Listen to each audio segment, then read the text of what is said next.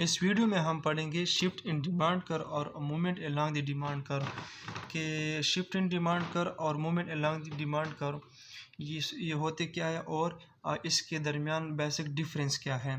तो first of all shift in demand curve, हमने यहाँ पे एग्जांपल लिए हुए है सिगरेट्स की। फॉर एग्जांपल गवर्नमेंट जो है वो एक पॉलिसी बनाता है स्मोकिंग को डिस्करेज करने के लिए। तो उससे क्या होता है कि डिमांड कर्व जो होता है वो शिफ्ट होता है टुवर्ड द लेफ्ट या राइट वर्ड शिफ्ट हो भी सकता है।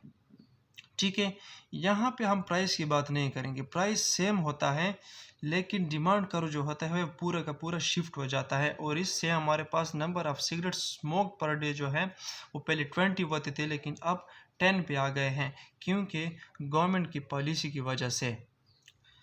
A movement along the demand curve, movement along the demand curve कब होता है? जब प्राइस की बात होती है।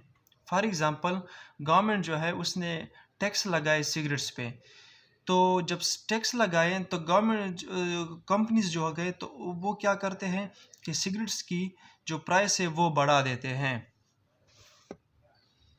सिगरेट्स की जो प्राइस है वो बढ़ा देते हैं। तो उसकी वजह से हमारे पास जो number of cigarettes per day हैं वो 20 से 12 पे आ जाती हैं। ये प्राइस के अलावा फैक्टर्स की वजह से नहीं बल्कि सिर्फ प्राइस की वजह से।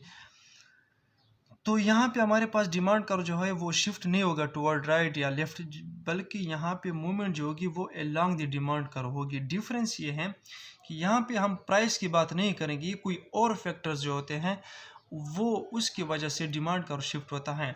यहाँ पे movement along the demand curve में क्या होता है, यहाँ पे हम स्पेसिफिक प्राइस की बात करेंगे जिसकी वजह से हमारे पास मूवमेंट जो होते हैं वो अलोंग द डिमांड कर्व होगा। ये बेसिक डिफरेंस है दोनों में, movement along the demand curve और shift in the demand curve.